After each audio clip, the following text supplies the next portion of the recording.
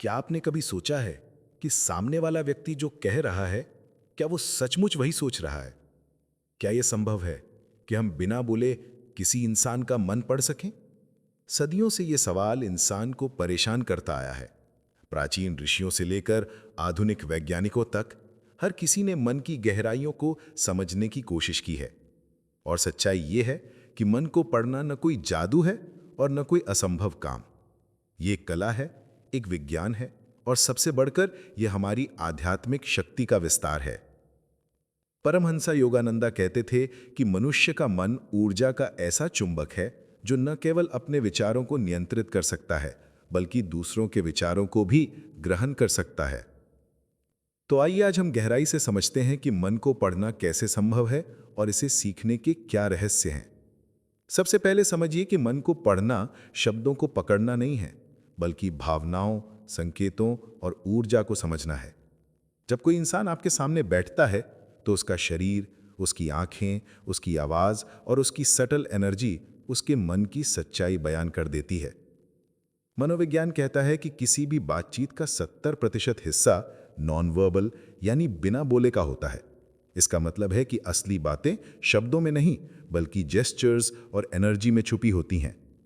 परमहंसा योगानंदा ने भी यही सिखाया कि अगर आप शांति में बैठकर सामने वाले की वाइब्रेशन को महसूस करें तो आप उसके मन की दशा जान सकते हैं। मन पढ़ने की पहली कुंजी है ध्यान और मौन।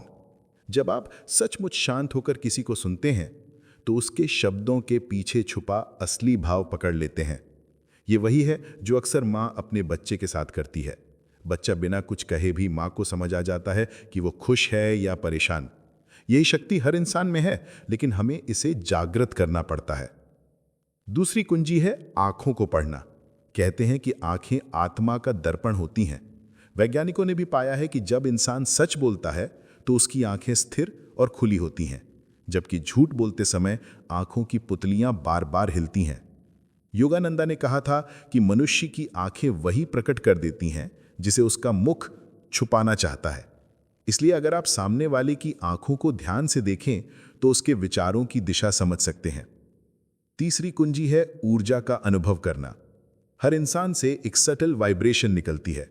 आप ध्यान देंगे कि कुछ लोग जैसे ही कमरे में आते हैं तो एक हल्की सी शांति का अनुभव होता है, जबकि कुछ लोगों की उपस्थिति बेचैनी पैदा कर देती है। ये उनकी मानसिक तरंगे हैं।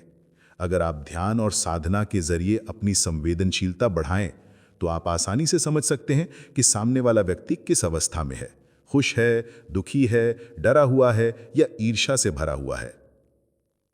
चौथी कुंजी है शरीर की भाषा, बॉडी लैंग्वेज। आधुनिक मनोविज्ञान ने इसे डिटेल में समझाया है। अगर कोई इंसान हाथों को बार बार मरोड़ रहा है, पैर पटक रहा है या बार बार होंठ काट रहा है तो ये उसके अंदर की बेचैनी का संकेत है। वहीं अगर कोई इंसान रिलैक्स्ड पोस्चर में है, मुस्कुराहट सहज है और जेस्चर्स खुले हुए हैं तो इसका मतलब है कि वो आत्मविश्वास और शांति में है। मन को पढ़ना असल में शरीर की इन छोटी छोटी हरकतों को डिकोड करना है।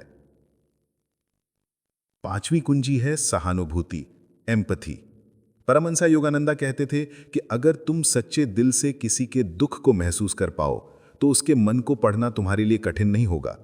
इसका मतलब है कि जब आप खुद को किसी और की जगह रखकर सोचते हैं तो आप उसके मन की असली भावनाओं को पकड़ सकते हैं। सहानुभूति ही वो पुल है जो दो मनों को जोड़ देती है। अब सवाल उठता है कि क्या यह सच में संभव है कि हम किसी का मन शब्दशः पढ़ सकें, जैसे किताब पढ़ते हैं? इसका उत्तर है नहीं।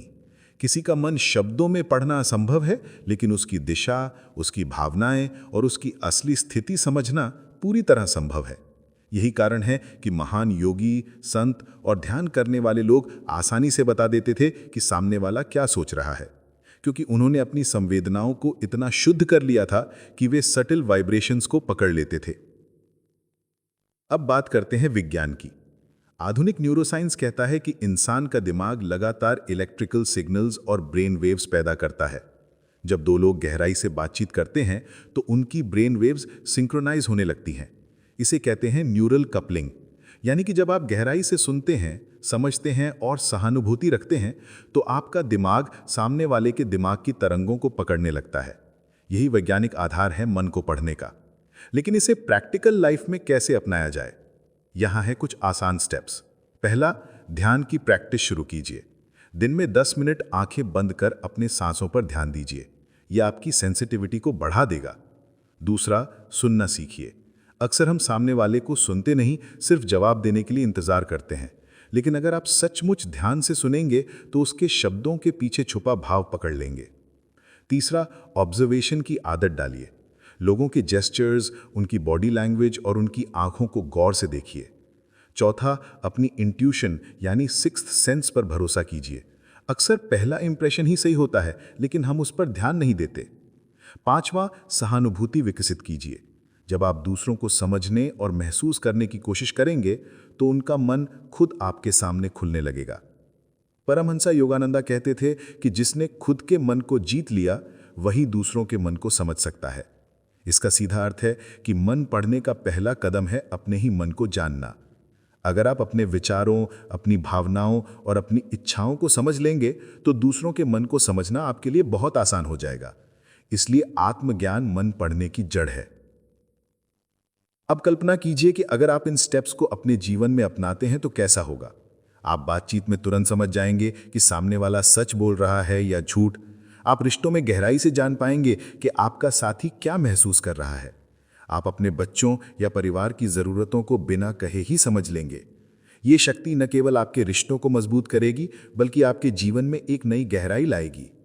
लेकिन ध्यान रखिए, मन पढ़ने की शक्ति का गलत उपयोग कभी मत कीजिए। ये कोई खेल नहीं है। अगर आप इसे सिर्फ दूसरों को मैनिपुलेट करने या कंट्रोल करने के लिए इस्तेमाल करेंगे तो अंततः ये आपको ही नुकसान पहुंचाएगी। योगानंदा कहते थे कि सच्ची शक्ति वही है जिसका उपयोग दूसरों की भलाई में हो। इसलिए अगर आप मन पढ़ने की कला सीखते हैं तो इसे केवल प्रेम, सहानुभूति और सकारात्मक दिशा में ही उपयोग कीजिए। याद रखिए, मन एक किताब की तरह है, लेकिन उसे पढ़ने के लिए आपको संवेदनशीलता, ध्यान और सच्ची नीयत चाहिए। जब आप अपने भीतर शांति, आभार और सहानुभूति जगाते हैं तो धीरे धीरे सामने वाले का मन आपके लिए खुलने लगता है। ये कोई मजादू नहीं बल्कि इंसान की छुपी हुई प्राकृतिक शक्ति है। और यही है असली रहस्य। मन को पढ़ना सीखो, लेकिन पहले अपने मन को पढ़ो। जब तुम अपने मन के मालिक बन जाओगे तभी दूसरों के मन की चाबी तुम्हारे हाथ में होगी।